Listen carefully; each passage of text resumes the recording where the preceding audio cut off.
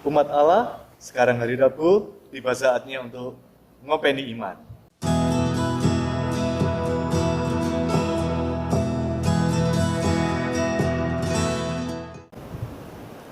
Shalom Bapak Ibu yang terkasih dan yang semoga mengasihi Tuhan.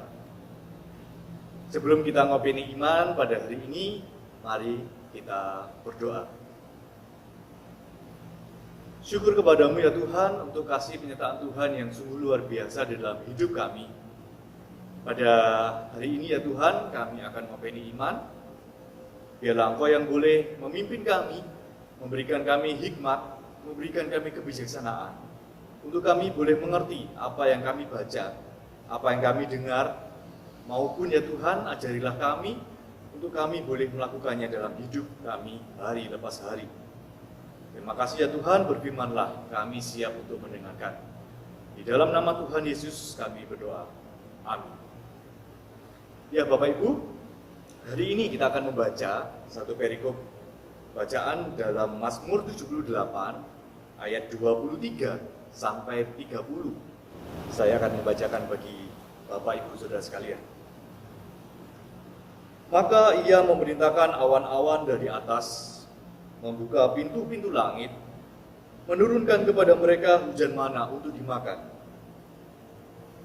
dan memberikan kepada mereka gandum dari langit.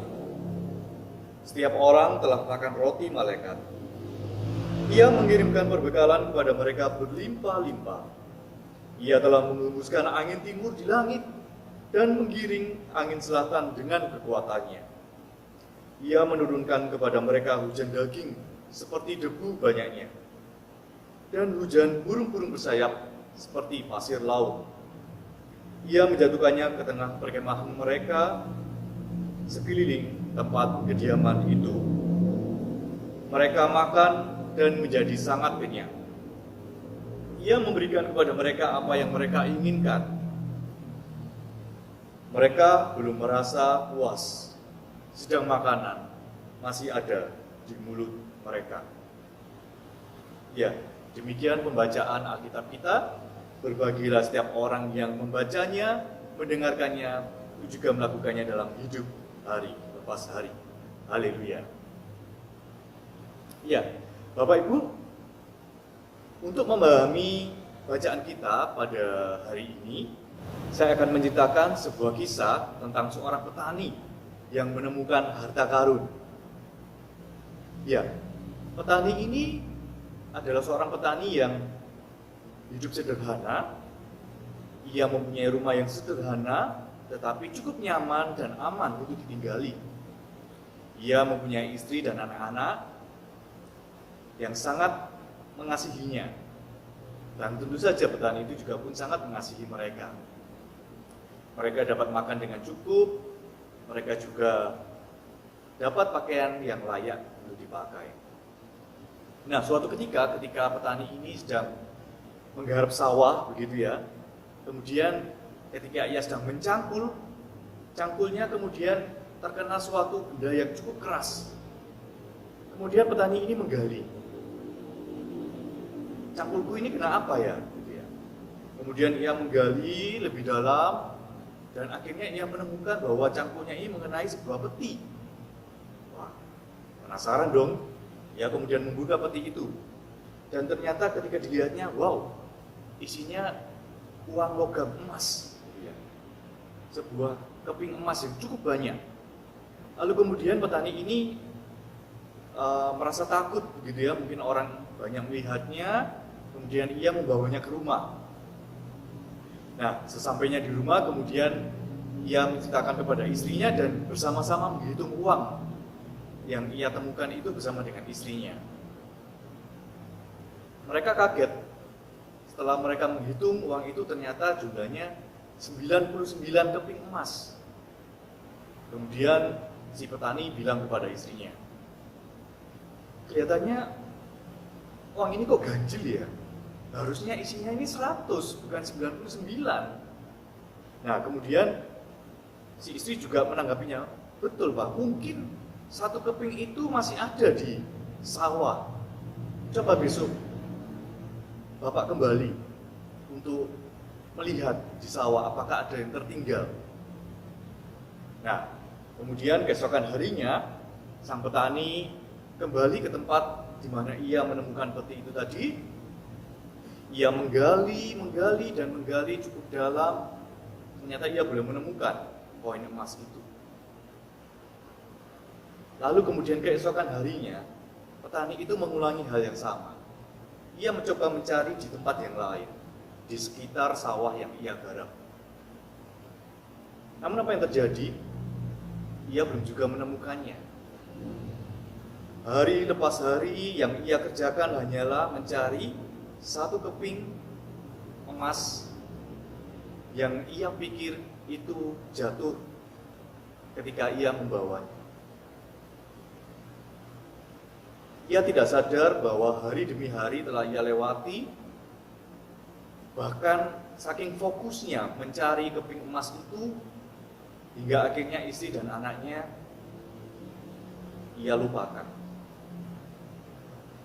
Lalu kemudian suatu hari muncul niat jahat di dalam pikirannya, yaitu ia memikirkan untuk mencuri supaya menggenapi satu koin emas dari 99 koin emas yang ia temukan.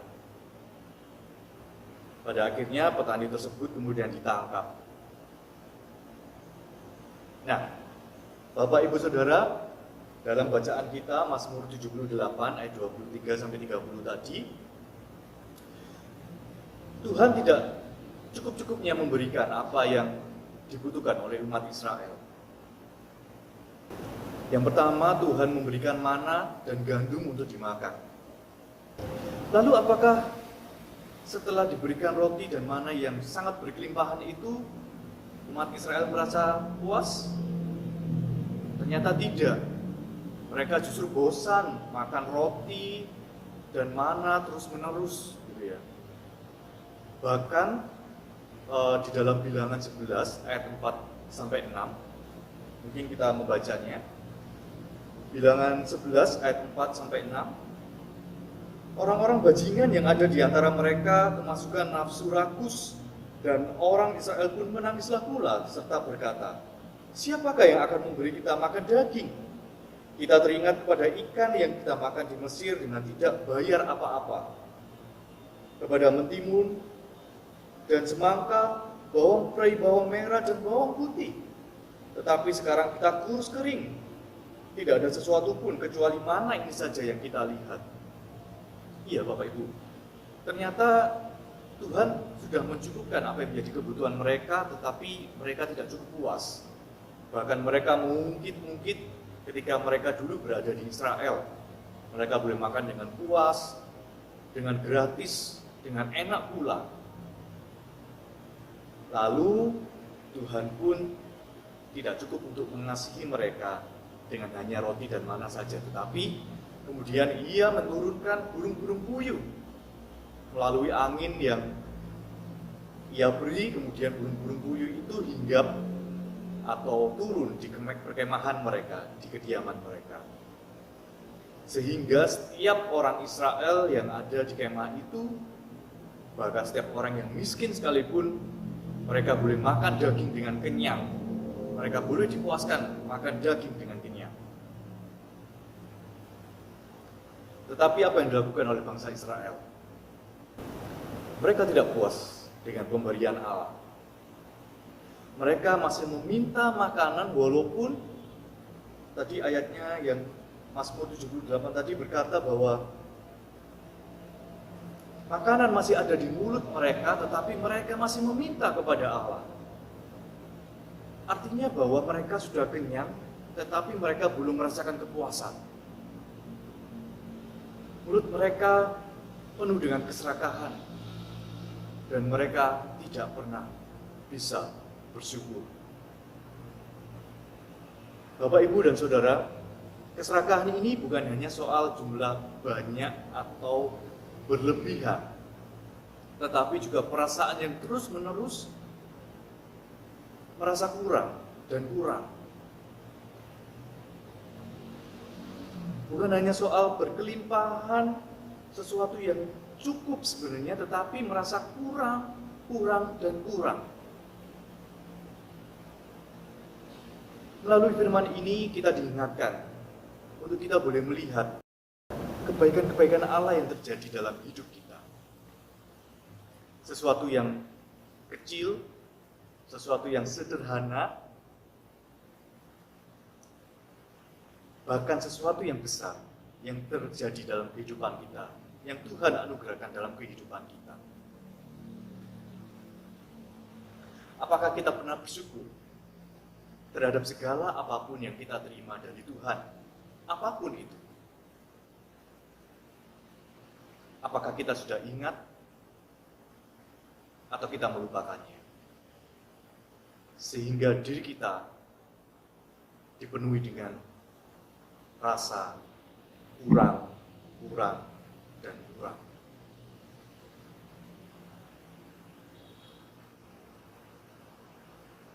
Mari kita merenungkannya sambil kita menyanyikan suatu pujian yang indah. Suatu pujian yang mengingatkan kita akan kebaikan-kebaikan.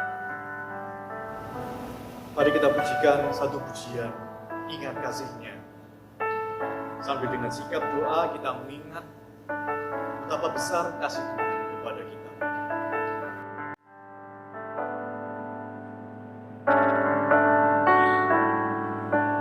Ingat kasih-Nya, ingat kebaikan-Nya,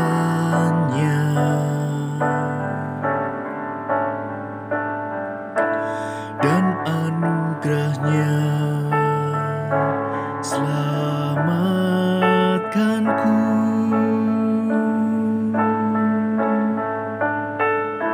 Sebab kasih-Nya setinggi langit,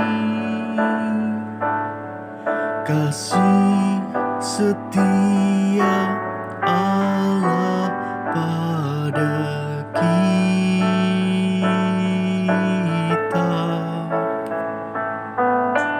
Besar kasih Allah pada kita.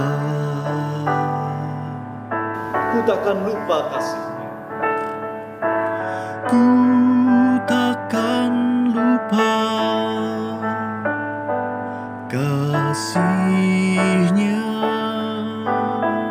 Ku takkan lupa kebaikan-Nya. Ku takkan lupa anugerah-Nya.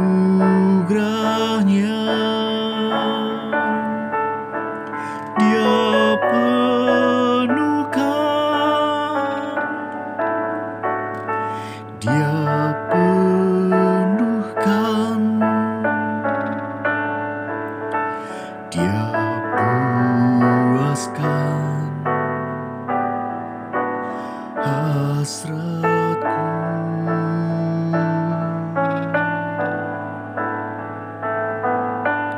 Besar kasih Allah pada kita. Mari kita berdoa. Terima kasih ya Tuhan, terima kasih. Terima kasih untuk segala kebaikan-Mu yang boleh kami terima ya Tuhan. Ajarilah kami ya Tuhan, untuk kami boleh bersyukur terhadap apa yang telah Engkau berikan kepada kami sepanjang hidup kami hingga hari ini ya Tuhan.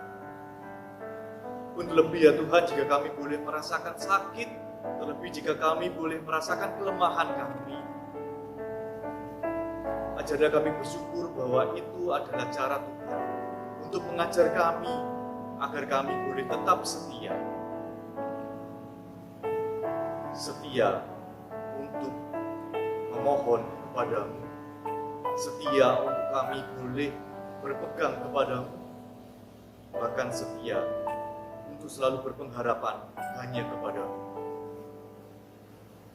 Ajarlah kami bersyukur ya Tuhan untuk segala hal yang boleh kami miliki saat ini, bahkan kepada hal yang tidak kami miliki, bahkan tidak akan kami miliki ya Tuhan. Terima kasih ya Tuhan, terima kasih. Engkau sungguh baik. Engkau sungguh baik terhadap kami ya Tuhan. Terima kasih ya Tuhan, terima kasih untuk renungan yang boleh kami dengarkan pada hari ini. Biarlah itu semua boleh membentuk kami menjadi pribadi yang terus bersyukur.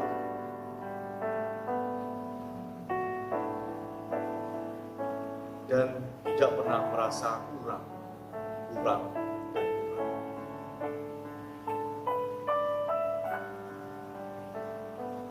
Besar kasih setiamu ya Tuhan. Kami berdoa di dalam nama Tuhan Yesus Kristus. Amin.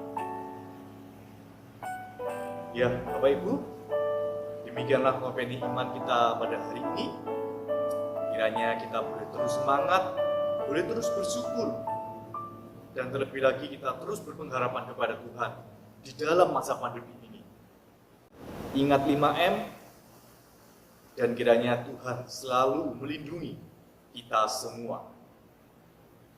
Amin.